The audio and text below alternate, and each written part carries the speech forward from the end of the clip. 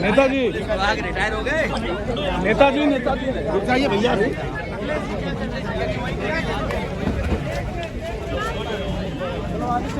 डिम्पल जी, आप फिरोजाबाद लड़ी, कन्नौज लड़ी और इस बार यहाँ लड़ रही हैं। ये चुनाव उन चुनावों से कैसे अलग देखती हैं? पीछे हटो, दबो दबो दबो, मोबाइल पीछे आप करो। फिरोजाबाद लड़ी, आप कन्नौज लड़ी, आप मैनपुरी लड़ रही मैं हैं। सभी चैनलों के माध्यम से मैनपुरी लोकसभा क्षेत्र की जनता को धन्यवाद।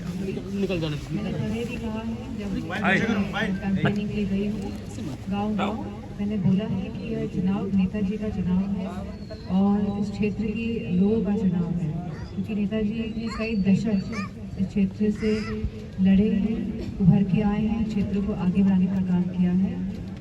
तो मैं कहना चाहूँगी यह सीधे इस लोकसभा क्षेत्र और नेताजी के सम्मान का चुनाव है। डिम्पल जी, अन्य चुनावों से ये चुनाव कठिन मानती हैं कि आसान मानती हैं? चुनाव होता है, कठिन आसान नहीं होता है, हमको अपना 100% देना है। क्या कहना चाहेंगे मैनपुरी की जनता से डिम्पल जी आप? जो प्यार और स्नेह और आशीर्वाद मैनपुरी लोकसभा क्षेत्र के लोगों ने दिया है, मैं उनका तहे दिल से धन्यवाद कहना चाहूँगी और कहना चाहूँगी कि वोट डालें।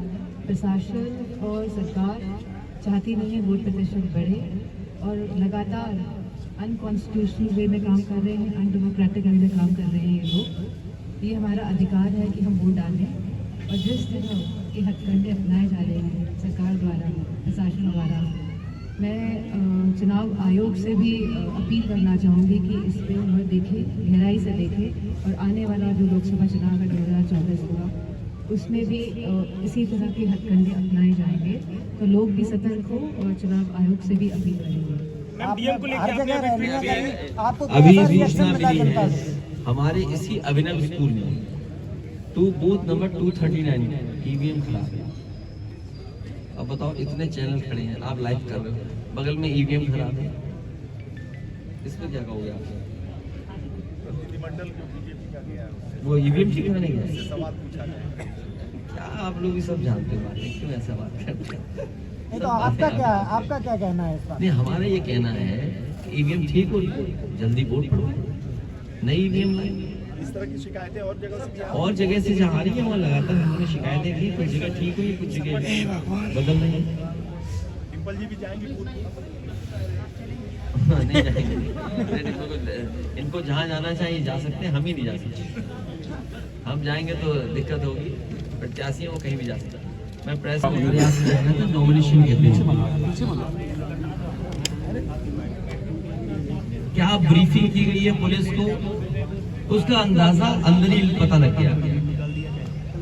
जो पुलिस को ब्रीफिंग है वो ये है कि समाजवादी पार्टी को वोट ना पड़ने दिया जाए।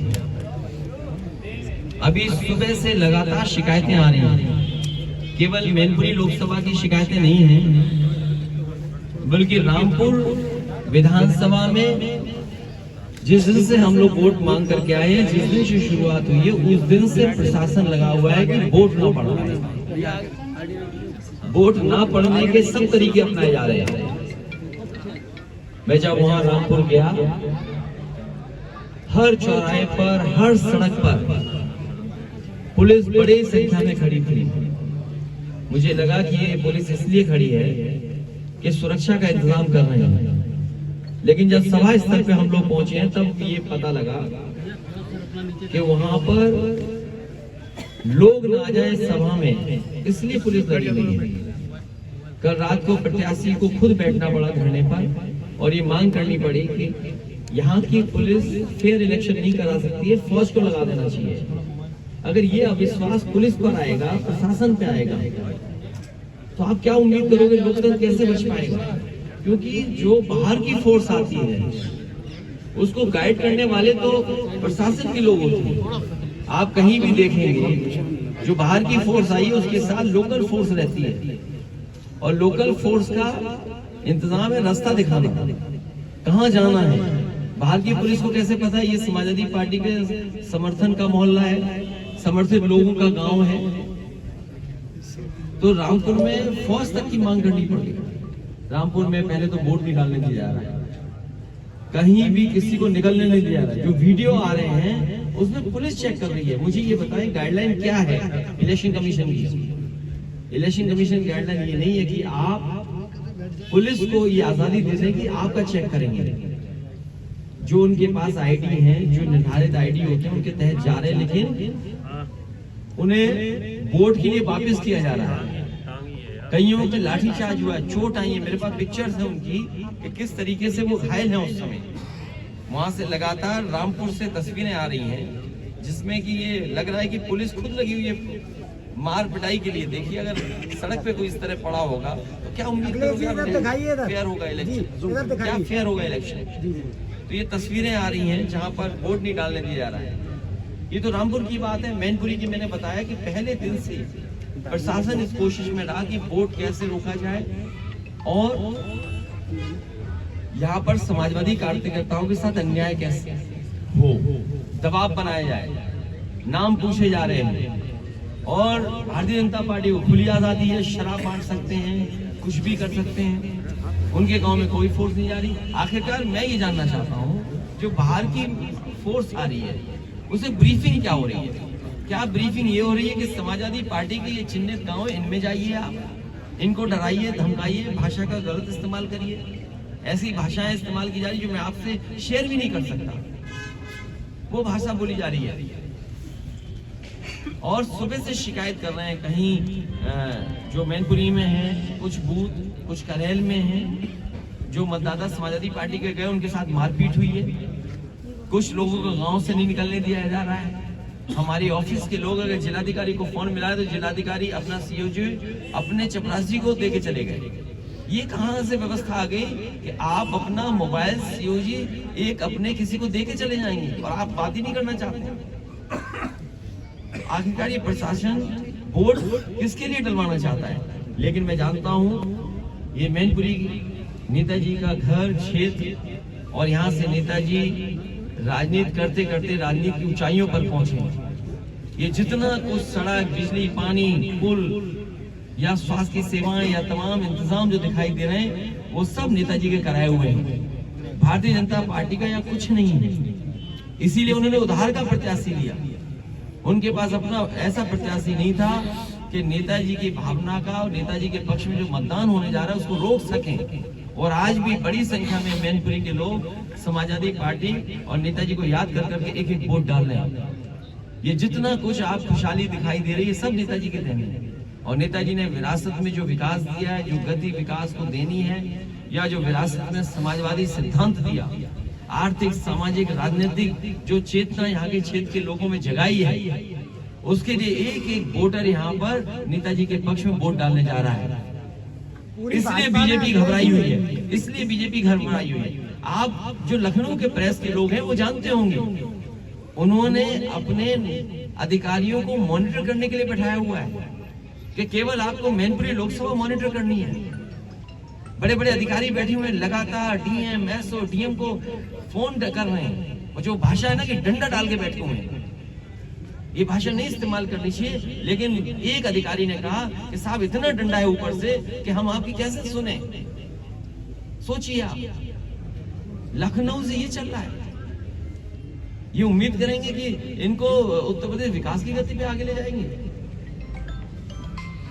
इसलिए मैं आपसे कहना चाहता हूं कि जनता समाजवादी पार्टी और नेताजी के साथ है। एक एक वोट यहाँ जनता जो निकल रही है वो समाजवादी पार्टी के पक्ष में डालने जा रही है। और इस बार का परिणाम मैनपुरी का ऐतिहासिक होने जा रहा है। मुझे खुशी है कि हर वर्ग के लोग समाजवादी पार्टी के प्रत्याशी डिंपल यादव के पक्ष में मतदान कर रहे हैं। सर, वोट परसेंटेज में तो बहुत नहीं बढ़ा है, तो क्या इसकी वजह वही है जो प्रेशर बनाया गया है? देखिए, ये प्रशासन को और इलेक्शन कमीशन की जिम्मेदारी होनी चाहिए कि ज्यादा से ज्यादा वोट पड़े। और यहाँ प्रशासन कोशिश में है कि वोट ना पड़ पाए। आप रामपुर का देख लीजिए, लोकतंत्र के इस सेलिब्रेशन में कर्फ्यू लगाया हुआ है। कर्फ्यू में कोई वोट डालने आएगा? और खासकर चिन्हित कर करके समाजवादी पार्टी के वोटर हैं, उन पर लाठी चला रहे हैं, उनको मारपीट कर रहे हैं, उनके भाषा का गलत इस्तेमाल कर रहे हैं। पुलिस दूर दूर लगाती है जिससे कि उनके आईडी चेक करें। पिछली बार भी क्या वोट डालने दिया था? पिछली बार भी हम लोग इलेक्शन कमीशन को शिकायत करते रहे। इलेक्शन कमीशन को पता नहीं क्या हो गया है कि वो नजरअंदाज कर रहा है हर चीज को। जैसे इलेक्शन कमीशन को लेकर आपने पिछली दफा भी कही थी बात, इस बार भी आप बात कह रहे मैं तो आपसे कह रहा हूँ और आपको खुद मैं वीडियो शेयर कर रहा हूँ हमारी पार्टी के पेज पे, क्योंकि आज का समय ऐसा है कि टेक्नोलॉजी में जो चीज हो रही है, जो वीडियोस आ रहे हैं, वो वीडियोस हम शेयर करते हैं आपको, और वो शेयर हम अपने प्लेटफॉर्म से करते हैं, वो आप लोग भी देखते हैं, आप पे भी आ रहे हैं। और हमारे पास माध्यम क्या है, यही तो माध्यम है। अगर इलेक्शन कमीशन इन चीजों को भी नहीं देखेगा तो किसको देखेगा? अभी मैनपुरी में सूरजपुर गांव में पुलिस खड़ी हुई है और वोट डालने नहीं जाने देना चाहते। वीडियो सर्कुलेट हो रहा है, वीडियो हमने अपनी पार्टी की पेज से डाला है। डीएम को फोन मिलाना चाहे तो डीएम है नहीं, गायब है। कल हमारे कार्यकर्ता वरुण बिहार और उसके साथ बहुत सारे लोग थे भूगांव में। एसडीएम ने बोला कि हम छोड़ देंगे।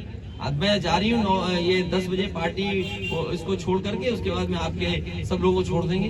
पता नहीं कहाँ से क्या फोन आया, वो मजबूरी दिखा कर उन्हें जेल भेज दिया। रात भर पिछले 2-3 दिन से ये फोर्स हमारे कार्यकर्ताओं को पकड़ रही थी। मुझे खुशी है इस बात की कि ये नेताजी के बनाए हुए कार्यकर्ता है, ये डरे नहीं, झुके नहीं और लगातार बचा करके आज सभी पोलिंग एजेंट बन करके और वोट डलवा रहे हैं। बीजेपी का प्रतिनिधिमंडल भी चुनाव आयोग पहुंच गया। ये वो दिखावा है। बीजेपी के लोग और लाल टोपी पहन के बवाल करते हैं, कहेंगे समाजवादी लोग हैं। आप नहीं समझते भारतीय जनता पार्टी क्या पार्टी है? ये जाने कहां से ट्रेनिंग और सीख करके आए। आपने मुख्यमंत्री जी की रैली में मुख्यमंत्री जी का तस्वीर तो दिखाई, लेकिन भीड़ नहीं दिखाई, क्योंकि भीड़ थी नहीं। अरे आप दिखाओ ना भीड़, आपने कैमरे में दिखाई हो भीड़ तो बता दो हमें। आप जो हमसे सवाल कर रहे हो, हम आपके चैनल के बारे से पूछना चाहते हैं कि आपने भीड़ पर कितनी बार कैमरा लेके गया, क्योंकि भीड़ नहीं थी। अगर आप कैमरे लेके गए हो तो बता दो हमें। आप चुनाव से कोई जवाब मिला, आपने शिकायत किया तो कोई अब शिकायत कर रहे हैं तो देखिए क्या कार्रवाई करता है इलेक्शन कमीशन। हम तो भरोसा इलेक्शन कमीशन पे करेंगे, हमें तो भरोसा करना ही पड़ेगा। हमें तो भरोसा डीएम पे भी करना पड़ेगा कि डीएम फोन उठाएं और जो बात हम कह रहे हैं उसमें निष्पक्ष अपनी फैसला लें। अगर कोई शिकायत हम कर रहे हैं, कोई बीजेपी शिकायत कर रही, अगर निष्पक्ष फैसला कौन लेगा? डीएम को लेना चाहिए निष्पक्ष फैसला। अगर आप पहले से माइंड मेकअप करके बैठे हुए हो, क्योंकि आपको कैमरा फ्लैश करना है, आपको स्मोक स्क्रीन क्रिएट करनी है। स्मोक स्क्रीन क्रिएट करने के लिए बीजेपी को चोरी करनी है। आप बताइए, जिला पंचायत के चुनाव में लूटा वोट, लोगों पे झूठे मुकदमे लगाए और उसके बाद प्रशासन से जो लोग विरोध करने गए इस चीज पे, उससे मुकदमे लगवा दिए। ये स्मोक स्क्रीन है। और ऑब्जर्वर को शिकायत की, ऑब्जर्वर ने कार्रवाई की, क्योंकि ऑब्जर्वर यहाँ के नहीं है, बाहर के हैं।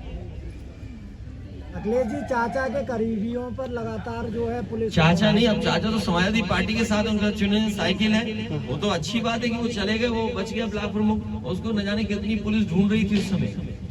प्रधान वो ब्लॉक प्रमुख पति को न जाने कितनी पुलिस ढूंढ रही थी, क्योंकि आप इटावा के हो सकते हो तो आप ज्यादा जानते हो इन चीजों को। सर, कल देर रात में आपके विधायकों का एक दल गया इलेक्शन कमीशन, कोई ज्ञापन लेने नहीं आया। आज सुबह से भी धरना चल रहा विधानसभा में। इलेक्शन कमीशन क्या है? आंख बंद करके बैठा हुआ है, सो गए होंगे। उन्हें क्या, उन्हें थोड़ी पता है। उन्हें पता है कि चुनाव लड़ाना नहीं है, जो सरकार कहेगी वो हमें मानना है। तो इससे शिकायत 24 के लिए इस चुनाव परिणाम का कोई, ये ट्रेनिंग हो रही है 24 की, इससे अच्छी तैयारी करनी पड़ेगी विपक्ष के लोगों को। नगर निकाय का चुनाव है सर, क्या ईमानदारी बढ़ती जाएगी? मार्जिन बहुत अच्छा होगा। मार्जिन तो आप भी बताते हो कि इतना होगा। अखिलेश जी, बीजेपी भी जानते हैं कि वो हार रहे हैं। अखिलेश जी, महिलाएं तो वीडियो देखा कि बीजेपी का प्रत्याशी समाजवादी पार्टी के लिए वोट मांग रहा है। बात क्या है?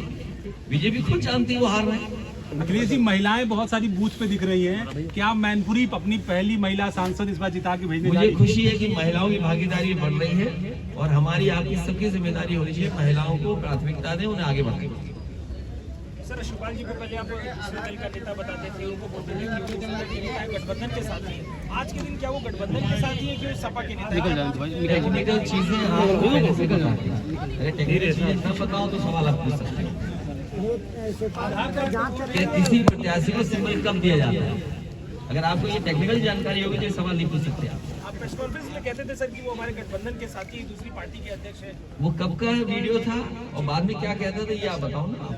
अभी भूमिका स्पष्ट करते सर। नहीं, भूमिका क्यों एक्सपर्ट है? मैं आपसे जानना चाहता हूँ, जब आपको जानकारी नहीं है। रुको भाई तुझे वोट नहीं है, इसको रोको भाई। तो इसलिए वो विषय नहीं है। विषय ये है कि वोट लोग डालने जाएं, उन्हें कोई पकड़े नहीं, प्रशासन निष्पक्ष हो, और जो इलेक्शन कमीशन को मॉनिटर करना चाहिए या सरकार मॉनिटर कर रही है। अरे जिन्होंने कोई काम न किया हो बताओ क्या काम किया यहाँ पर? ये सड़कें, ये पुल, ये बिजली, ये स्वास्थ्य सेवाएं, जनता के लिए जो फैसले, जो काम, बताओ। देश के प्रधानमंत्री जी ने कहा कि जानवर बहुत उत्तर प्रदेश में, उसके बाद भी आज तक सड़कों से जानवर नहीं हट पाए। अखिलेश जी हो या शरद पवार हो या बाकी लोगों का फोन आया कर रहे हैं, इसका कोई फायदा हो रहा है? उससे तुम्हें क्या लेना? कोई सुनवाई हो रही है आपको?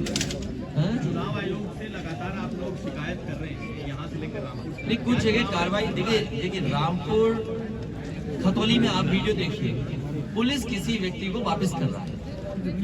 आधार का नंबर कैसे कोई याद रखेगा? आधार कार्ड भी एक आईडी है हमारा, और जब इलेक्शन कमीशन ये खुद कह रहा है कि हम वोटर लिस्ट से आईडी को ज्वाइन कराने जा रहे हैं, तो आईडी इलेक्शन कमीशन का प्लस आधार, ये दोनों एक ही चीज है। आप उनको वोट नहीं डालने दे रहे हैं, किसके निर्देश पे वोट नहीं डाले? तो इसलिए इलेक्शन कमीशन को ऐसे अधिकारी अगर दिखाई दे रहे हैं वीडियो पर, जो वोट डालने वालों का रोक करके उनसे आईडी मांग रहे हैं, और आईडी सही है उसके बाद घर भेज रहे हैं, ऐसों के खिलाफ कार्रवाई नहीं होगी तो लोकतंत्र खत्म हो जाएगा।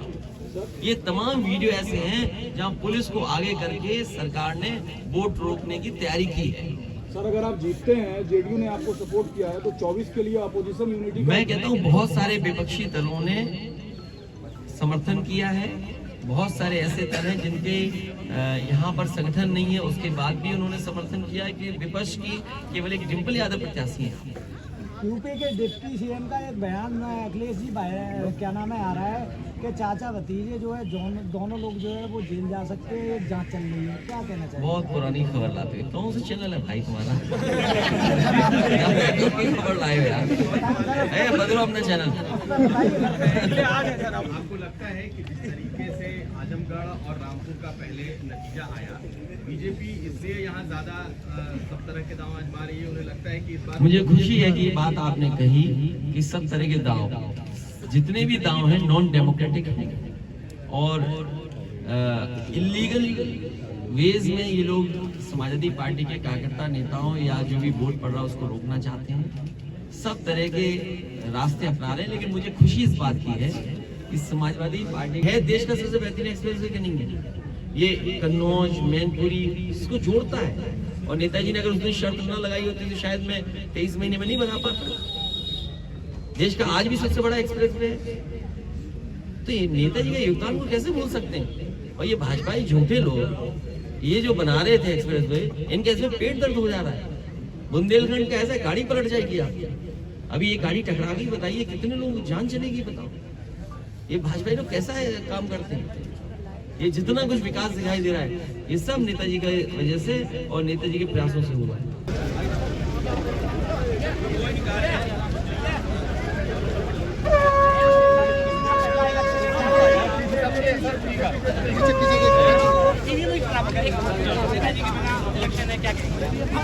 आप हटो पीछे,